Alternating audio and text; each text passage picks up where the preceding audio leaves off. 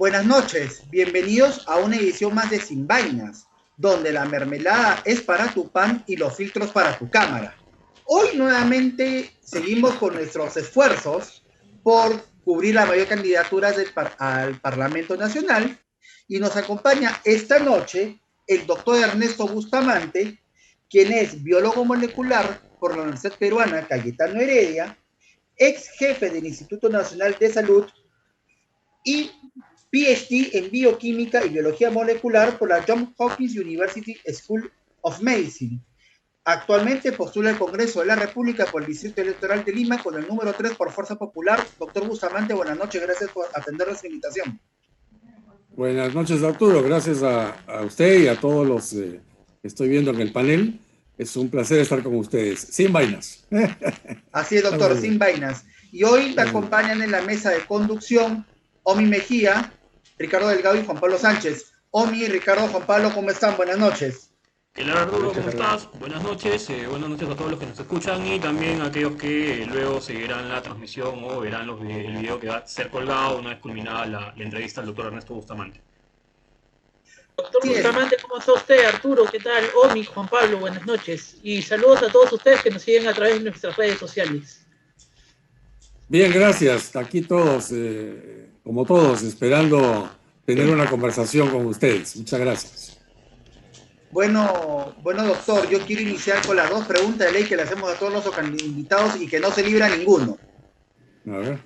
¿Usted está vacunado? No. Estoy vacunado contra sarampión, contra polio. Contra sarampión no, pero sí contra otras enfermedades, pero contra COVID-19 no. No estoy vacunado. Y cuéntenos, ¿quién es Ernesto Bustamante? ¿Por qué quiere ser congresista y por qué la gente de Lima debe votar por usted? Yo también me pregunto eso, ¿eh?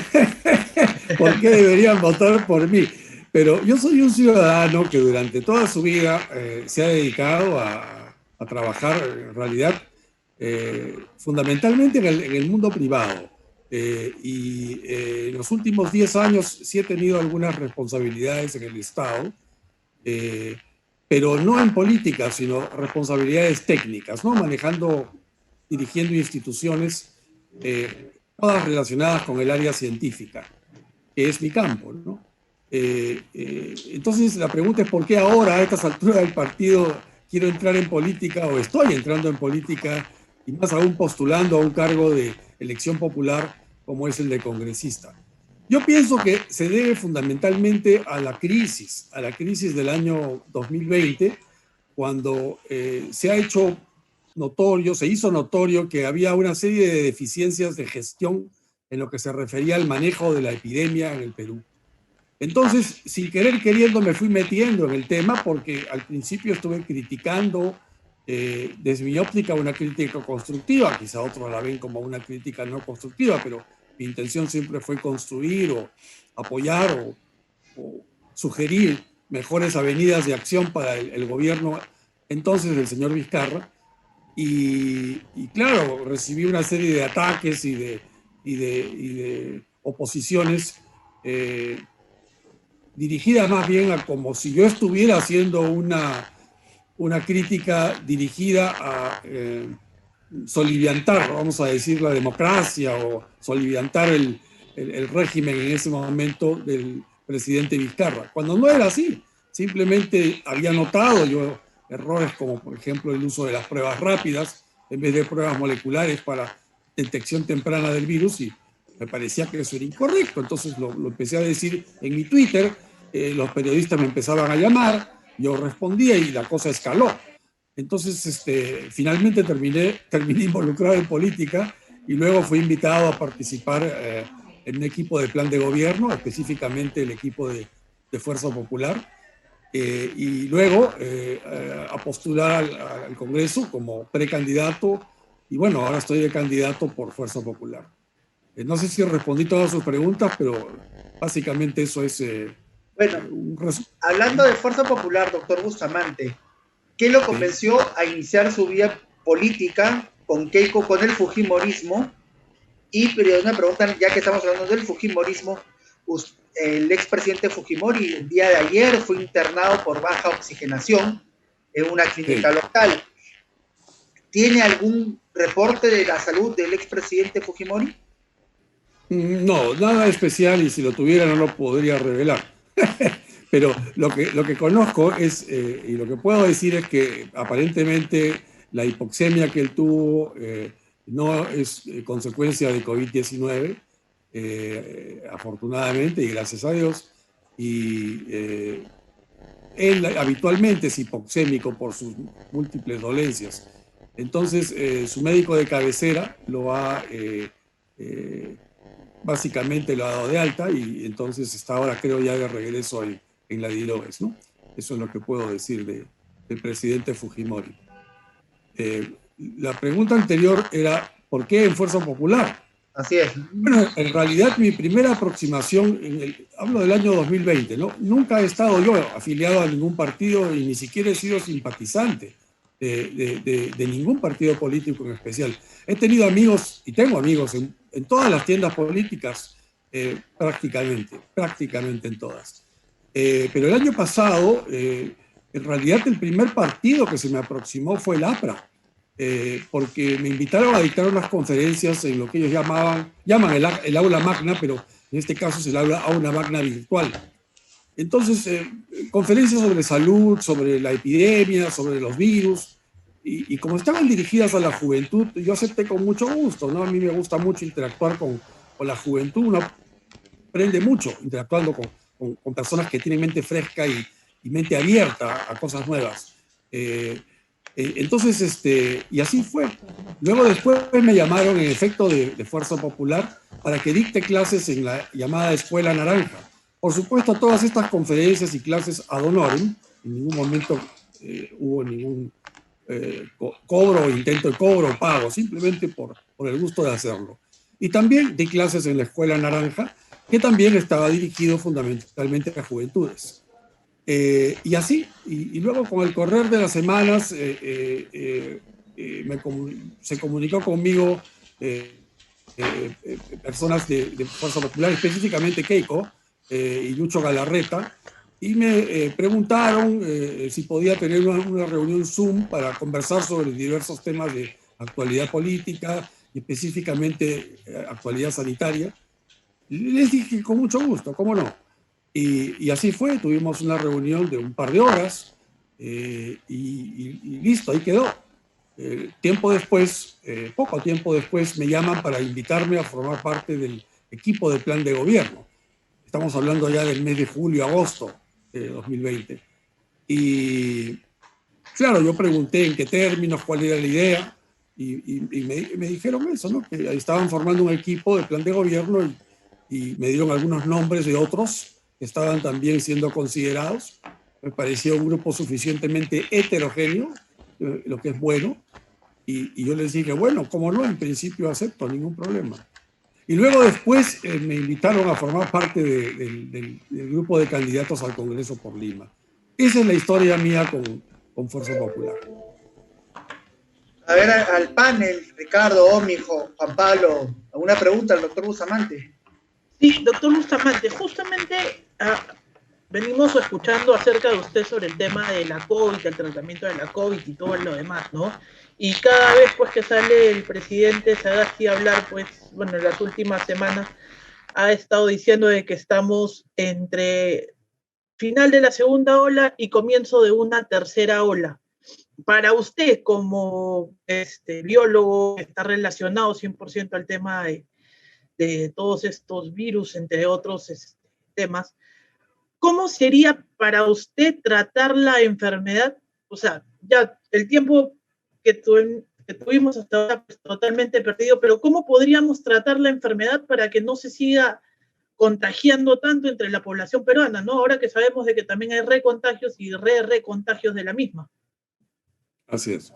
A ver, la respuesta corta a su pregunta, que es muy importante, es cortar la transmisión del virus. Esto es. ¿Cómo se corta la transmisión? Dos maneras. Uno, cortamos la cantidad de personas disponibles para contagiar. Y dos, cortamos la cantidad de personas susceptibles de ser contagiadas. La primera parte, que es cómo cortar la gente que puede contagiar, es detectándolos. O sea, ¿cómo detecto yo a alguien que anteayer se infectó con el virus, o hace 3 días, no tiene síntomas, porque el 80% de las infecciones son asintomáticas, no presentan ningún síntoma, o presentan un síntoma totalmente confundible con la vida normal, ¿no? Por ejemplo, que hoy en la mañana yo me puedo haber levantado con una ligera jaqueca, pero me tomo un café y me pasa. Para mí eso no es síntoma, como para todos ustedes tampoco, porque es parte de la vida diaria. Pero el 80% es así, pero esas personas contagiadas contagian. La pregunta es cómo los detectamos temprano. Bueno, con pruebas moleculares masivas, pero no basadas en síntomas, porque como no hay síntomas, ¿qué razón tendría Juan, Pedro, José, que no tienen síntomas, de irse a hacer una prueba molecular? Ninguna. Por eso lo que hay que hacer es pruebas moleculares masivas en personas sin síntomas, para poder detectar quién tiene el virus y no lo sabe, y le digan, señor, usted tiene el virus. Yo, sí, usted tiene el virus. Pucha, no sabía, ¿y qué hago? Pues nada, usted en este momento se confina, usted no sale hasta que deje de tener el virus por detección molecular. Esa es la forma como se cortan los contagios de inicio. Y eso se pudo haber hecho el año pasado, hace exactamente un año. Pero se usó la prueba equivocada. Se usó la prueba rápida, que no detecta el virus, y menos temprano, sino en vez de usar la prueba molecular. Y la otra forma es la eliminación de gente susceptible de ser infectada, y para eso es la vacuna. La vacuna es algo que recién ha aparecido, y lo simpático de la evolución de la vacuna, si me permite un minuto nada más para extenderme en este punto que me parece importante de destacar. Cuando se empezó a buscar vacunas en el mundo, vacunas contra COVID-19 hace 10 meses, los científicos buscaban una vacuna que fuera capaz de impedir una enfermedad grave y por tanto muerte del paciente. O sea, ese era el sueño dorado. O sea, ojalá, si te infectas, bueno, te infectaste, pero no te mueres. No vas a usar una cama UCI. No vas a... Eso era lo importante. Pero ¿qué ocurrió? Que hubo una serie de compañías que se dedicaron a fabricar vacunas, científicos que entraron a fabricar, a crear modelos o plataformas para vacunas, que luego hicieron convenios con compañías farmacéuticas, y aparecieron algunas vacunas que sucede que no solamente previenen la enfermedad, sino ahora se sabe que además previenen la infección, cosa que es muy importante. O sea, hace a la persona no susceptible siquiera de ser asintomática. Y eso es lo que se encontró en Israel, que ha vacunado a millones de personas ya. Se hizo un estudio hace menos de un mes con 1 millón de personas y se comparó con otro millón de personas que aún no habían recibido vacuna, y se encontró que ese millón de personas ya vacunadas tenía una resistencia a la infección de 91%. O sea, había una protección de la infección. No solamente estaban protegidos contra la enfermedad, la protección contra la enfermedad era de 99%, o sea, mucho más alta que la eficacia que se encontró en la fase 3. Cuando es en cancha, o sea, en lo que se llama fase 4, se le llama efectividad. La efectividad, entonces, resultó siendo mucho mayor para la prueba Pfizer en Israel, que es esencialmente la vacuna que se ha usado allí para protección de enfermedad, y se descubrió algo que no se estaba buscando, que era que protegía además contra la infección. Por eso es que es tan importante el que todos, especialmente en nuestro país, nos vacunemos con una vacuna que sea capaz de impedir que nos contagiemos. Entonces, de esa manera, ya estoy respondiendo de manera desarrollada, vamos a decir, a la pregunta es, ¿cómo impedimos que la enfermedad progrese? Uno es cortando la cadena de contagios del inicio, y dos, impidiendo que cuando hay un virus suelto, llegue a usted o a mí, pero si estamos vacunados, no nos pueda infectar. Y si no nos infecta, el virus simplemente desaparece, porque necesita de nuestras personas para poderse reproducir y por tanto para seguir estando activo en la comunidad humana. Y esta vacuna que probaban en Israel nos acaba de decir de que era la Pfizer. ¿Y qué opinión es la tiene Pfizer. ¿Y qué opinión tiene respecto a la de Sinopharm, que es la que acaba de el día de ayer, si no me equivoco, o antes de ayer, el Congreso ha impedido que venga 1 millón de vacunas más al Perú para vacunar a nuestros compatriotas. O sea, han detenido, por así decirlo, el proceso de vacunación en el país. No, yo no creo que hayan detenido el proceso de vacunación en el país. Ese es un acto que no podría hacer el legislativo. Creo que lo que ellos han hecho, según mi entender, es promover que se haga una auditoría internacional respecto de los estudios clínicos en la Universidad Cayetano Heredia. Pero no han impedido la vacunación con Sinopharm, no.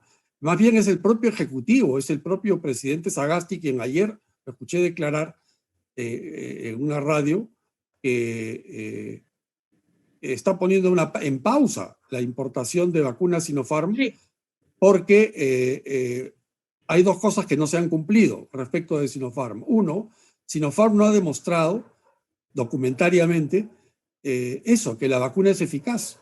O sea, no ha mostrado estudios de fase 3 ni de Emiratos Árabes, ni de China, menos de Perú, que demuestre que es eficaz.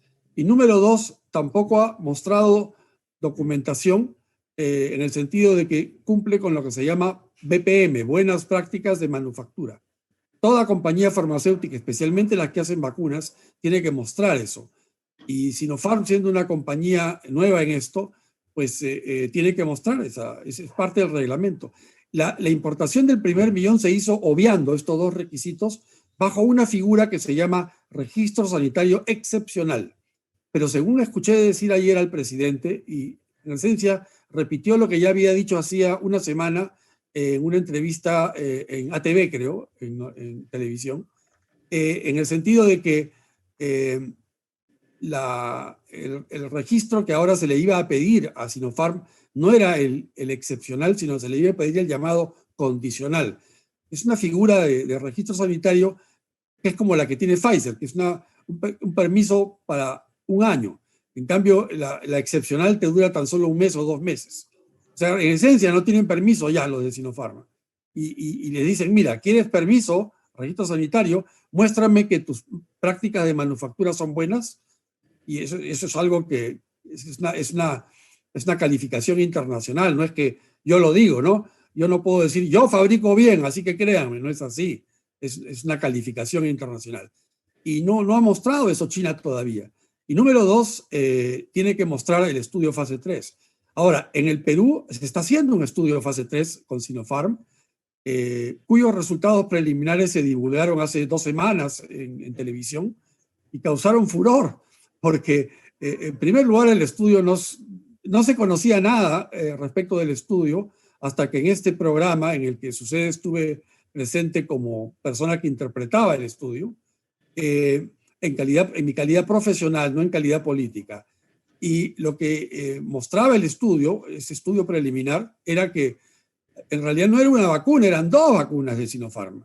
Y una de ellas, la que venía de Wuhan, de una fábrica que está en Wuhan, lo que se llama la cepa Wuhan, esa vacuna en realidad es totalmente ineficaz. O sea, 11% de protección no es eficacia. Y la otra vacuna, la cepa de Pekín o Beijing, fabricada en el Instituto de Ciencias Biológicas de Beijing, de Sinopharm también, y con otra cepa y con otro método, o sea, es otra vacuna. Esa vacuna tiene una eficacia, vamos a decir, precaria. O sea, si la comparamos con eficacias tipo Pfizer o Moderna o AstraZeneca, la de Sinopharm es precaria, es marginal. Entonces, al principio, claro, una reacción fue, eso es fake, ¿no? Eso es falso, el estudio no existe, ha sido falsificado. Y no fue así, Cayetano reconoció que Disculpe, ¿quisieron denunciarlo usted también por esto, por haber entendido el estudio? ¿Quisieron denunciarlo? ¿Es cierto esto? Sí, es verdad, lo dijo la primera ministra, la doctora Bermúdez, al día siguiente. Estaba un poco exaltada y dijo que iba a llamar a su procurador, al procurador del Ministerio de Justicia para que vea qué se podía hacer, ¿no? Pero no había, no califica pues en fake news ni en desinformación, porque lo que yo interpreté fue un informe real, y ese informe real decía lo que decía. Yo simplemente leía lo que decía. Ahí decía eficacia, el título, y debajo de eficacia decía 11% y en el otro caso decía 33%. O sea, yo estoy leyendo lo que ahí dice y en base a eso comento. Y mi opinión está calificada técnicamente, ¿no? No, a mí no se me ocurren esas cosas simplemente porque intento hacer una desinformación. No, es una opinión técnica calificada y no hay delito de opinión. Y claro, por supuesto, la doctora Bermúdez estaba preocupada y pensó pues que quizás no le habían informado todavía que todo era real, ¿no? Y dijo que yo estaba tratando de soliviantar la democracia o el proceso electoral, que quería torpedear el proceso electoral. Quizás se excedió un poquito en ello, pero no, eso no fue lo que ocurrió. Claro, no era confidencial, no es confidencial. Confidencial es es que eso es importante aclarar, ¿no? Porque si, por ejemplo, se tratase de hablar qué sé yo, de la salud de Arturo o de Ricardo, yo no puedo hablar de eso públicamente porque son detalles personalísimos, salvo con la autorización de ellos o que ellos lo digan. Entonces, uno no puede revelar el paciente tal o el paciente tal, eso no se puede revelar. Pero del grupo, claro, porque el estudio, si bien es cierto, es un acuerdo entre dos privados, que es la empresa Sinopharm y la Universidad Cayetano Heredia como patrocinadora, como se le llama, del estudio, este estudio está regulado por el Estado. Es el Instituto Nacional de Salud el que es el ente regulador de todo ensayo clínico. Y tiene que velar por su calidad, porque esté bien hecho. Es más, necesitan autorización del INS. Entonces, basta eso ya para que el estudio sea de interés público. No solamente por el hecho de que se esté evaluando una vacuna que ya se aplicaba en el Perú, sino porque está regulado por el Estado. Es como algo que esté regulado por Osinermin o esté regulado por Ocitel. Es lo mismo. Es, por supuesto, de interés público. Algo no sé si usted... Arturo, perdón, Juan Pablo, antes para terminar. Antes se estaba hablando mucho de que, bueno, se veló información, parte del estudio, un estudio preliminar, un estudio no definitivo, pero el estudio definitivo se nutre justamente de la información de los estudios preliminares. Entonces, restarle o quitarle o disminuir o minimizar la información contenida en ella no es que sea, digamos, goza de, digamos, de verosimilitud. Entonces, y como usted muy bien dice, no estaba distorsionando la información, eran hechos que gozaban de verosimilitud, pero algo que llamó mucho mi atención, y no sé si usted lo notó o lo está tomando en cuenta, es que lo que a Sinopharm le otorgan es una autorización excepcional para la importación, ¿bien? Sí. Pero bajo la condición que, o siempre y cuando que, se demuestre que este medicamento gozaba de la calidad que se dice tener. En tanto y cuanto esto no suceda, no podía inocularse personas a la comunidad, o sea, no podía salir esa vacuna de la puerta de Cayetano o de la puerta de San Marcos afuera. O sea, y eso no se está y eso no se está discutiendo. O sea, el derecho del consumidor o el derecho a gozar de una vacuna con calidad certificada, acreditada, cuyos estudios sean definitivos, no se está evaluando y nadie conversa al respecto. O nadie lo ha hecho, claro, como se dice, noticia pública, de interés público. Solo se ha hecho de interés público, bueno, lo que usted dijo, lo que el programa de Willax lo señaló, y ahí quedó todo. Entonces, ahora con el registro condicional, que ahora, digamos, ya el gobierno ha cambiado de discurso, ahora dice no, ya queremos como que tapar bajo la gaveta el tema de la autorización excepcional. No se preocupen, ya no hablamos de eso. Ahora, ¿de qué están hablando? Del registro condicional a la luz del decreto supremo 002-2021-SA. Entonces nos olvidamos del otro. Entonces vemos, digamos, sí, ese interés del gobierno y de muchos medios de tapar cierta información y dejar de hablarlo. Cuando ahí y eso está mal. Ya constituye una falta ética.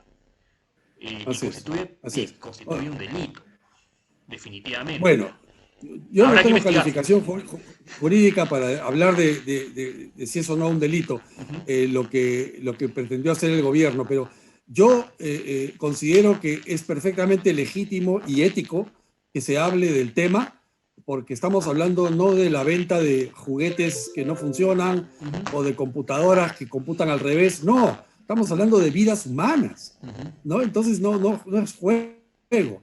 Y hay cosas que no se pueden explicar tampoco en un programa que es limitado en el tiempo y hay interrupciones y obviamente uno no tiene tiempo para explicar detalles, pero una cosa que es muy curiosa y que lo sabe la gente de Cayetano y la gente del ministerio, pero no se habla, por ejemplo, es que el estudio de Cayetano refleja que la vacuna de Wuhan no sirve y que la vacuna de Beijing funciona de manera precaria.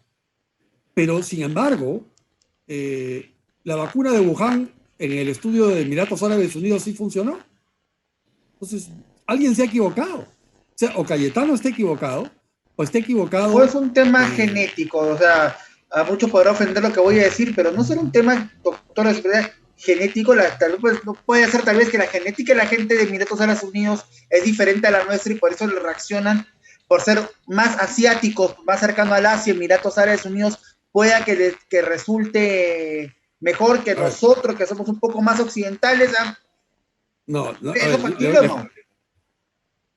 Evidentemente siempre hay un componente genético, pero Emiratos Árabes Unidos es un país multidiverso, es un país lleno de inmigrantes. Hay gente de la India, gente de la China, gente de Sudamérica que trabaja allí porque los sueldos son muy altos, la protección social es muy alta y la gente beduina, o sea, los árabes nativos son poquísimos. Pero su punto es muy importante y es verdad, o sea, quisiera terminar de desarrollar la idea esta de por qué hay diferencia entre Wuhan en Perú, en el estudio peruano, y Wuhan en el estudio de Emiratos Árabes.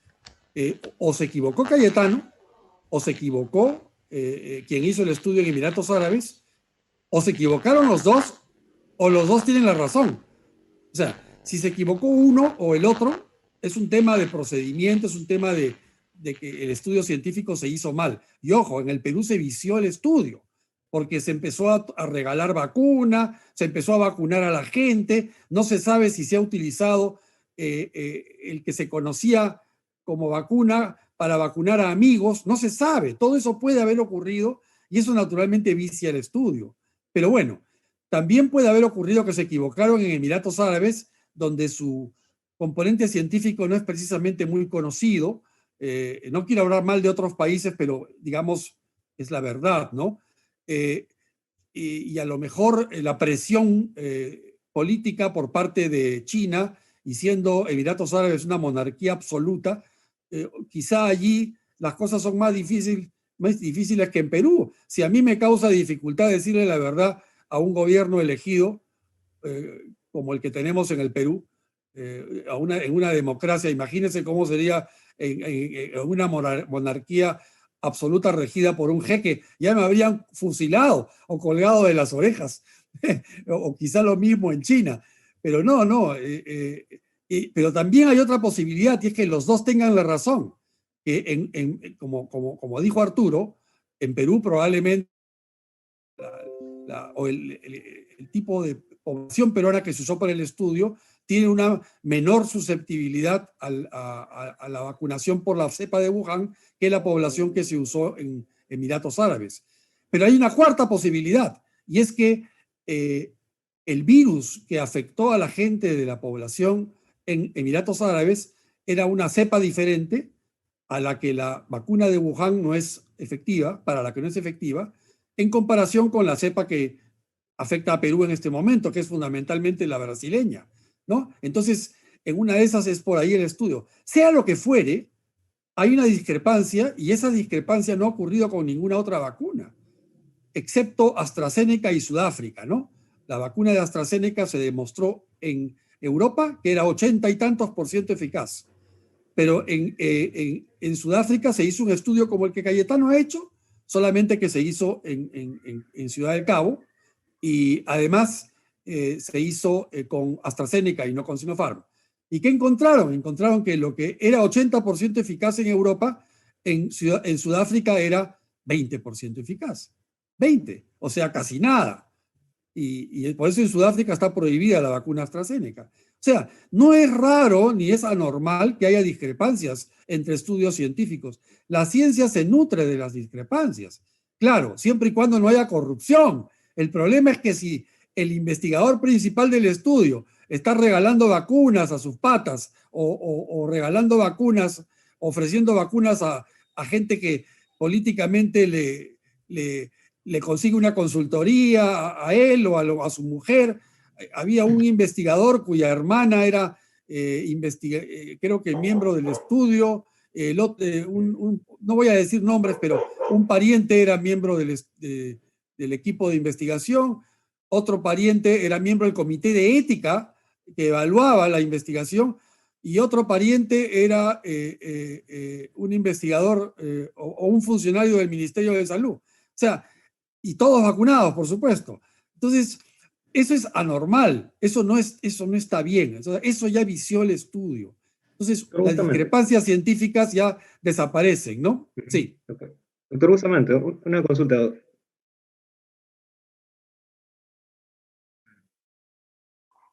Sí, pues, así es. No de la investigación, sino gente vacunada también, ¿no? Y gente que funcionaba en el equipo. Sí, por favor, Arturo. Omi.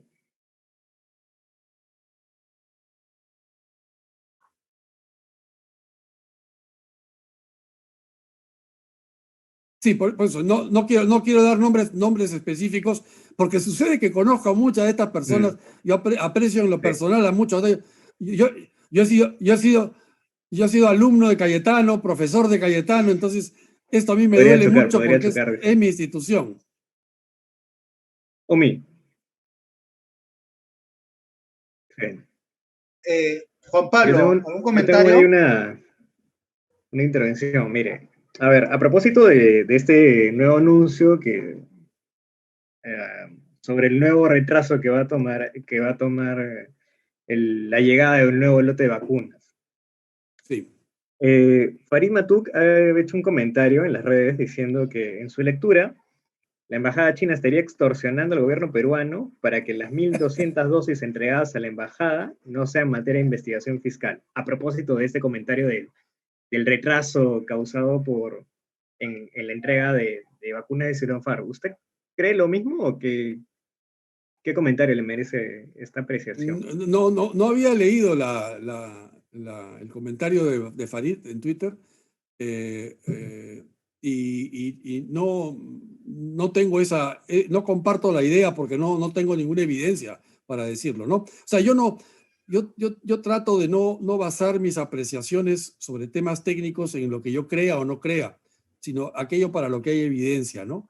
Y a partir de allí puedo emitir una opinión técnica, pero esto no conozco en qué se basa Farid para poder decir algo así, ¿no? No sé. Y en otro sentido, disculpe, tengo entendido que el acuerdo o el protocolo firmado con China es que el día 15, estimo que dicen que el día 15 de marzo, China debió enviar a Sagasti, al presidente Sagasti, los resultados de la eficacia de las pruebas, lo cual no ha sucedido. Entonces... ¿Eso quién lo dice? ¿Lo dice Farid también? ¿Farid Matuk? No, esto es lo que me han pasado en las redes. ¿Esto es así? ¿Usted conoce alguno de los alcances o cuál es el procedimiento regular que se hace? No, los estudios fase 3 han debido ser enviados no el 15 de marzo, sino hace meses. O sea, el diciembre del 2020 quizá. Porque mire, si yo pretendo vender una vacuna en el Perú, tengo que registrarla en Digemit. Ya, ok, está bien, no me voy a demorar, lo voy a hacer rápido. Oye, pero por lo menos preséntame el estudio donde se demuestra que lo que me estás vendiendo sirve. Y el estudio no lo hace la misma fábrica. Porque claro, es como que yo hable bien de mi hijo, pues. Siempre voy a hablar bien de mi hijo. Un padre siempre habla bien de sus hijos. Y por supuesto, todo fabricante habla bien de sus productos, porque ha metido su trabajo, su fe, su dedicación. O sea, hay un sesgo, ¿no? No digo que haga una mentira, sino es un sesgo natural. Por ello es que los estudios se encargan a terceros siempre. Y ese estudio no existe porque no ha sido publicado. Y por eso es que no lo pueden entregar. Ese estudio debió haber formado parte del expediente de otorgamiento de registro sanitario. Yo no sabía que le habían puesto fecha 15 de marzo. Si es así, ya se pasó, ¿no? Creo que estamos 20 ya de marzo. Sí, bueno. Y en ese sentido, ¿qué sabemos sobre la vacuna de Sinopharm?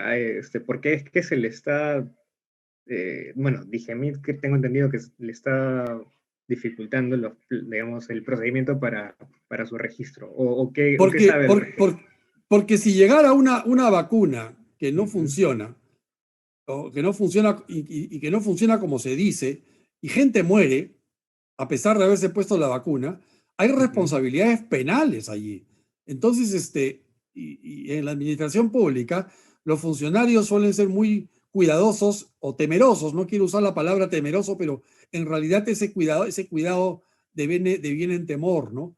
Que muchas veces paraliza y hace todo muy lento, ralentiza la velocidad de función pública.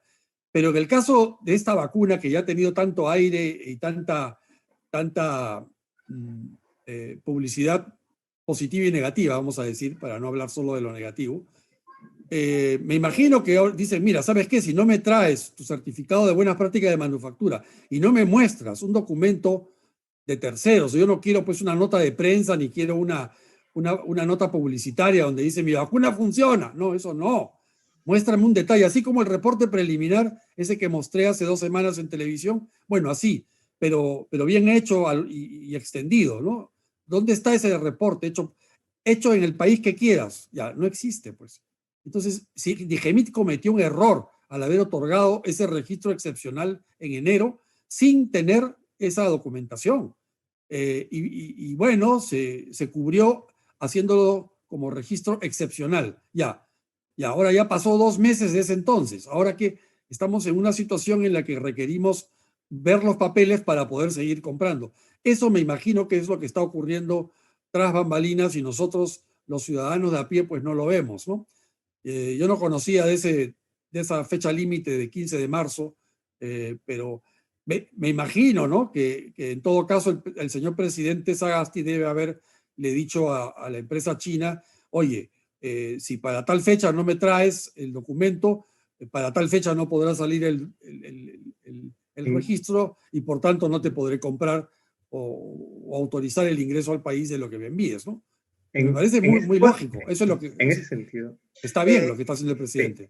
En ese sentido, disculpe, ¿qué podríamos esperar del próximo Congreso o de la próxima bancada a la que usted va a representar, ¿no? ¿Es posible que de llegar a conformar el nuevo Congreso se pueda exhortar o hacer una investigación que saque a la luz qué es lo que está ocurriendo y por qué tanta oscuridad en el manejo, en la gestión de este tema de las vacunas? ¿O hasta qué podríamos hacer? ¿Qué podríamos esperar del nuevo Congreso en el que usted podría participar?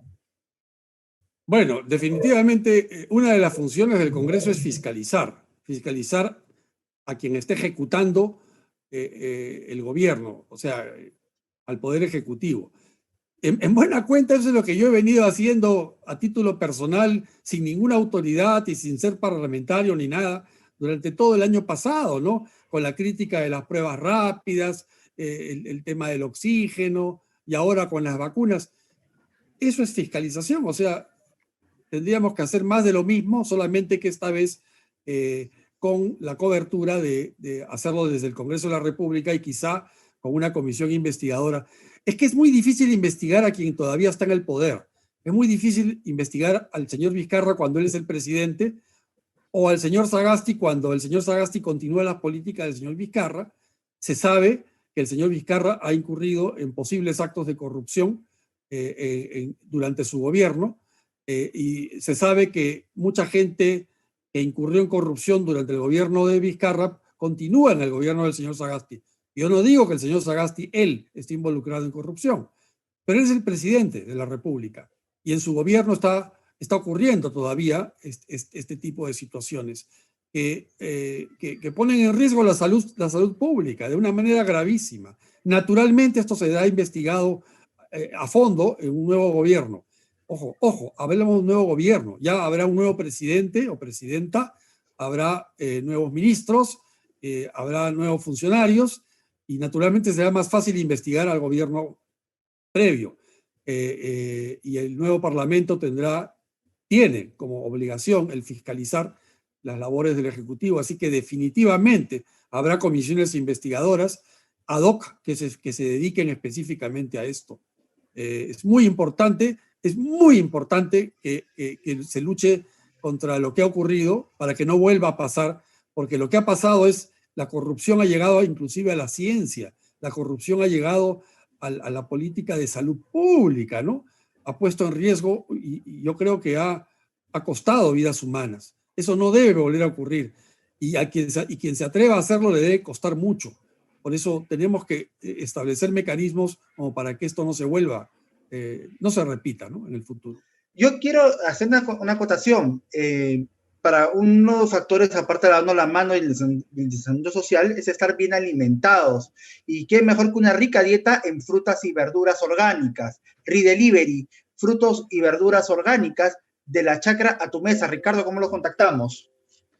A Ridelivery los contactan al teléfono 943-642-587. Los pueden contactar por WhatsApp o por vía telefónica. Ridelivery, productos de la chacra a la mesa de tu hogar. Seguimos contigo, Arturo. Gracias, Ricardo, por el anuncio. Doctor Bustamante, todas las encuestas indican que usted tiene altas posibilidades de entrar al próximo Congreso. En medida de política sanitaria, al margen del COVID, ¿qué medidas va a llevar al Congreso? ¿Quiere llevar usted al Congreso de la República? Bueno, yo le tengo que decir a Arturo que nosotros en Fuerza Popular nos estamos preparando para ser gobierno. La idea es ser gobierno. Yo formo parte del equipo de plan de gobierno. Es más, soy responsable de la sección salud y ciencia y tecnología. Y lo que tenemos es propuestas claras para cambiar las cosas totalmente a nivel de salud, a nivel de economía, darle trabajo a la gente, restablecer la salud de las empresas. Pero primero que nada tenemos que combatir la pandemia, porque esto es como que nos estuviera bombardeando un enemigo extranjero y destruye casas, destruye negocios, destruye veredas, pistas, puentes. Seríamos locos pues si nos ponemos a reconstruir puentes en medio de un bombardeo. Lo que hay que hacer es pelear con el enemigo hasta el final y cuando hayamos vencido, o sea, se haya alcanzado la paz, recién allí nos dedicamos a reconstruir. Por eso, la primera prioridad es combatir la pandemia. Ahora, desde el Congreso, naturalmente lo que se necesita es leyes fuertes para poder ayudar a que el Ejecutivo combata la pandemia en este caso. Y yo pienso que en este momento no se necesita ninguna ley especial para combatir la pandemia. Las leyes están dadas ya. Yo creo que la labor del Congreso en términos de la pandemia es fiscalizar. Ahora, fiscalizar, representar al ciudadano, que somos todos nosotros, y fiscalizar a quienes están y estarán haciendo, así sea Fuerza Popular, quien haga gobierno, deberá ser fiscalizado también, porque esa es la obligación del Congreso. Porque el poder, pues, en una democracia no puede estar concentrado en un solo grupo de individuos. Tiene que haber contrapesos, y el mejor contrapeso a un ejecutivo es un legislativo que no tiene por qué ser solo oposición. Puede ser un legislativo que tiene la misma corriente, pero sin embargo que tiene que cumplir el papel de fiscalización. Eso es muy importante. La gente no debe, nadie en el Ejecutivo debe decir, no me dejan trabajar, están obstruyéndome porque me piden explicaciones. Señores, pero sí es la labor del Congreso, pedir explicaciones, porque uno representa al pueblo cuando es elegido al Congreso. Y el pueblo quiere explicaciones, pero Juan, Pedro, José o yo no vamos a ir a tocarle la puerta al Ejecutivo y cada uno a preguntarle, dígame, señor ministro, ¿cómo va la cosa? No, pues, no lo dejaríamos trabajar, pero sí puede hacer el Congreso esa pregunta y molestarse unas horas el ministro o el funcionario en declarar. Eso es democracia. Así que eso es lo que espero que se haga. Realmente, en el Perú lo que se necesita es cumplir la ley, no hacer tantas leyes. Quizá hagamos una ley más bien que derogue otras, porque el problema del Perú es que las leyes no se cumplen, inclusive estando la ley allí, inclusive dada por el propio gobierno, hacen lo posible por reglamentarla mal o tarde para que no se cumpla. Eso tiene que cambiar. Entonces, resumiendo, La respuesta a su pregunta es, ¿Fuerza Popular se prepara para hacer gobierno? Yo no necesariamente, si soy elegido al Congreso, no sé si formaré parte de Fuerza Popular, eso dependerá naturalmente de quien sea elegido presidenta, que sería Keiko Fujimori, en ese caso, pero si mi labor es, pues desde el Congreso, ayudaré fiscalizando, o sea, ayudando a que el gobierno, así sea de Fuerza Popular, el gobierno haga las cosas bien. Esa es la labor fundamental de un Congreso responsable. Usted acaba de mencionar algo interesante, que primero hay que combatir la pandemia y luego empezar a reconstruir. Sí. ¿Usted está a favor de la cuarentena? ¿Usted cree, cómo ve esta cuarentena que viene aplicando el gobierno? Tenemos un montón de más de 7 millones de desempleados y hay muchas familias en todos los sectores sociales que lo están perdiendo todo o ya lo perdieron todo.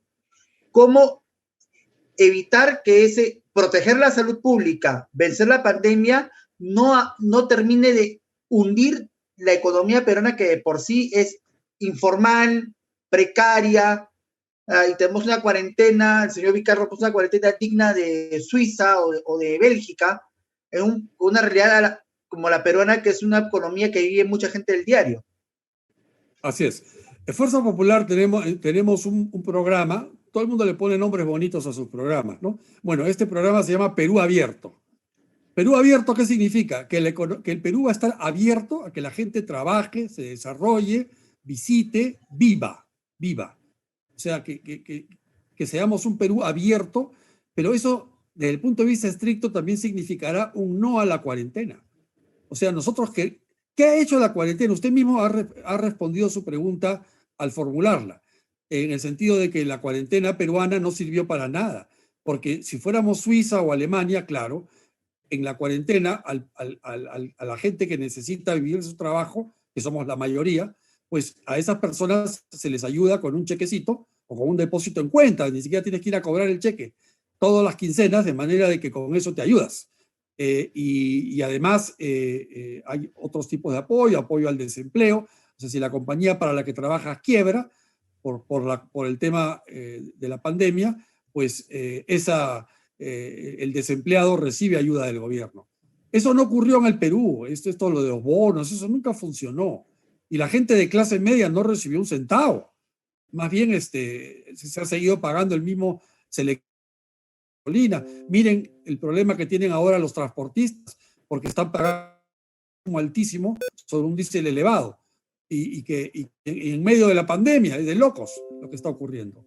Entonces, Perú Abierto significa que, por ejemplo, los supermercados, en vez de abrir a las 7 de la mañana y cerrar a las 6 o 7 de la noche, van a estar abiertos 24 horas.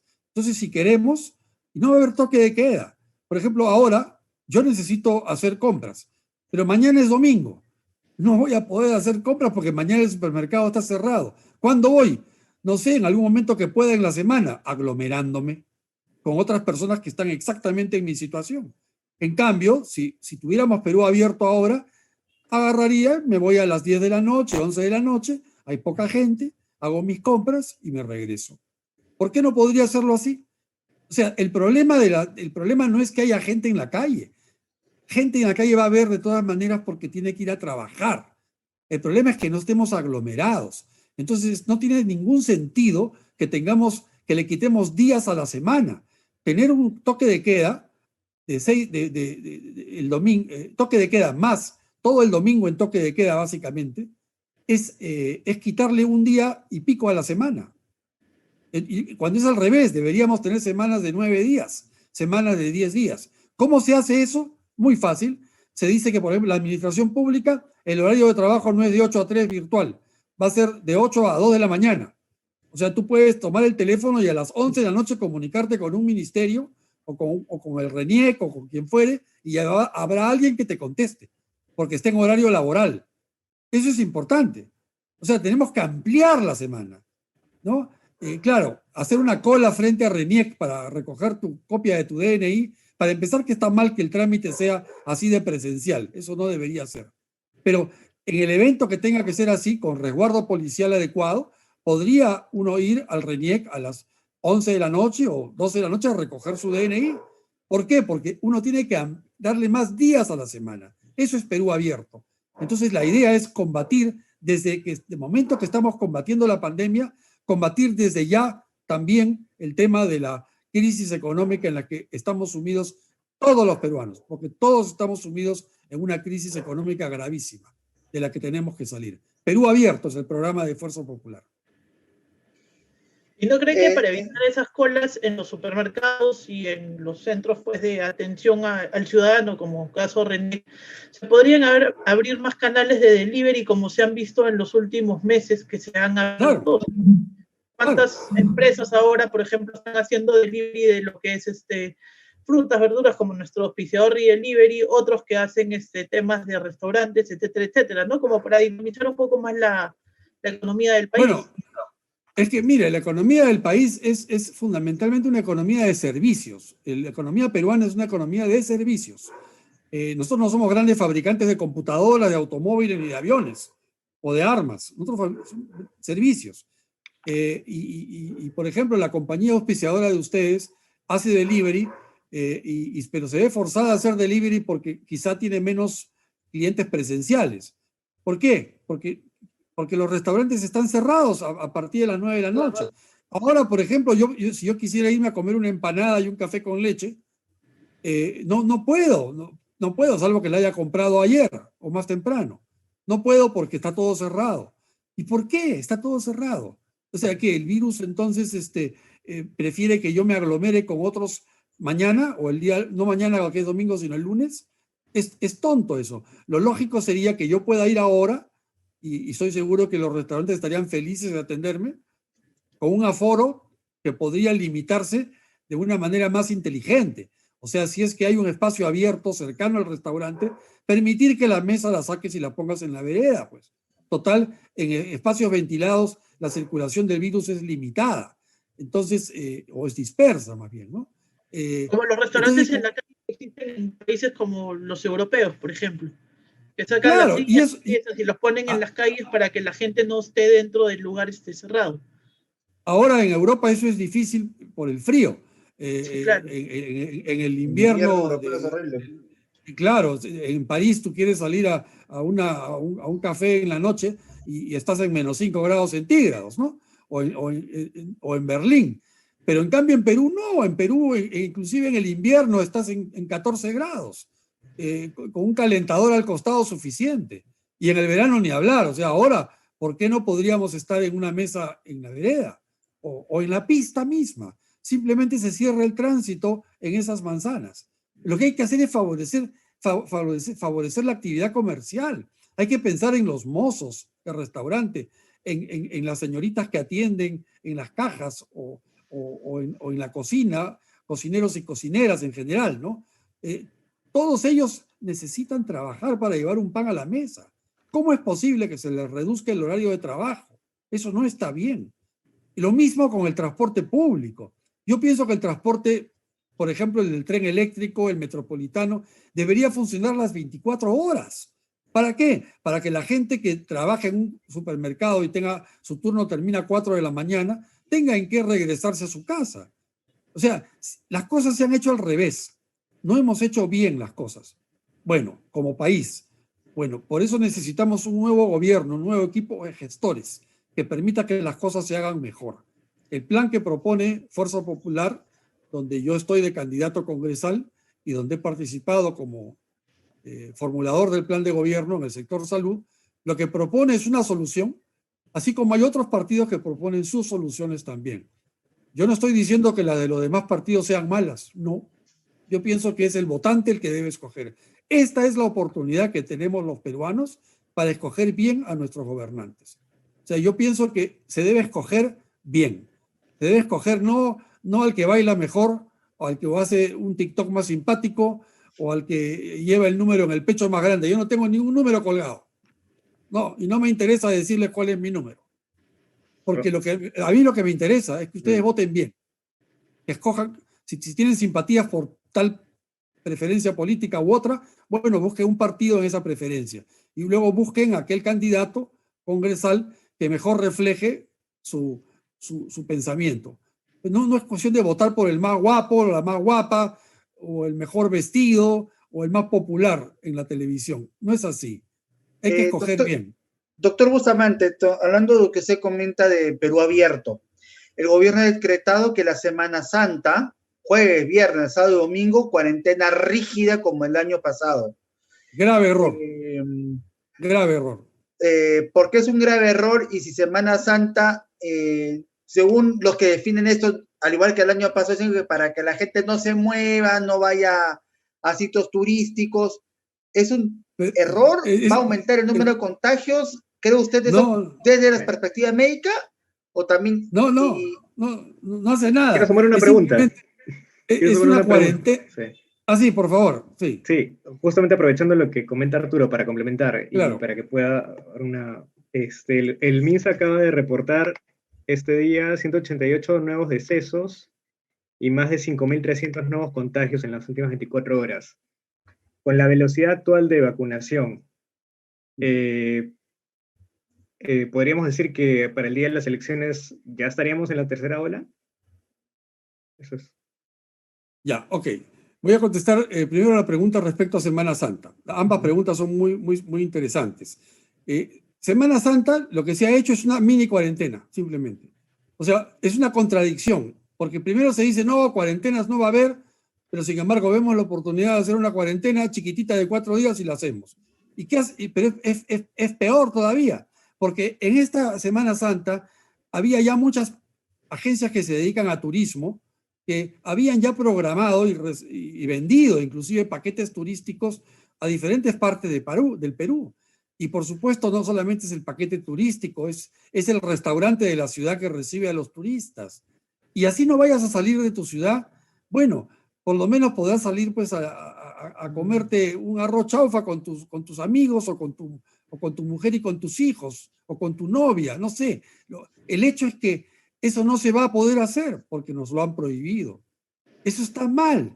O sea, es más de lo mismo. Lo que estamos haciendo es simplemente vivir una ficción, ¿no? Es como decir, algo estamos haciendo. Mira, estamos decretando que no se sale y si sales así o con sombrero o sin sombrero. Nada de eso es efectivo. Nada de eso es efectivo.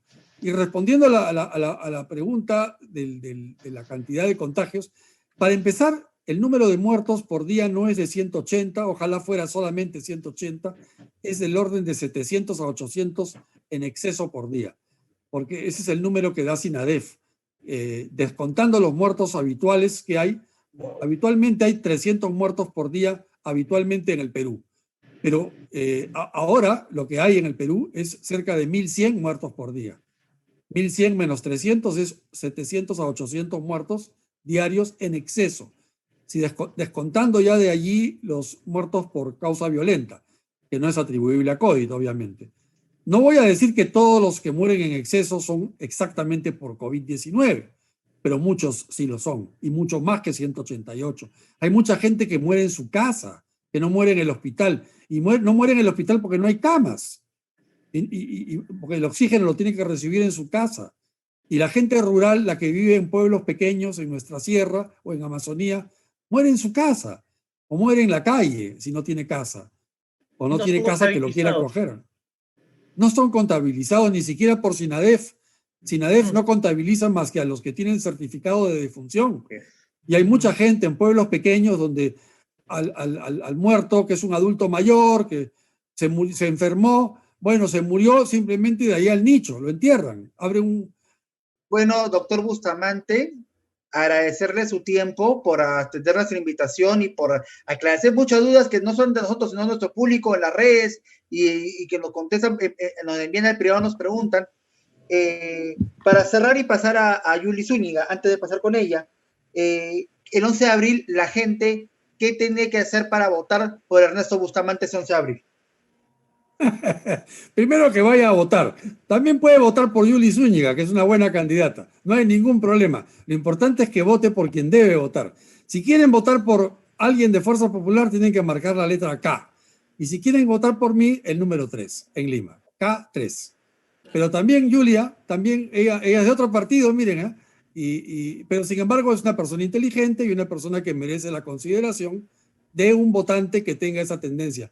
Aprovechemos esta oportunidad para votar bien, para salir a votar esta vez por alguien que nos represente y que realmente pueda significar que el Perú sea diferente, pues a partir de este tercer siglo de país independiente, ¿no? Así que, pero mi número es K3, Fuerza Popular K3. Sí. Ok, doctor Bustamante, muchas gracias por su tiempo. Gracias, doctor Bustamante. Éxitos en la campaña, buenas noches. Gracias.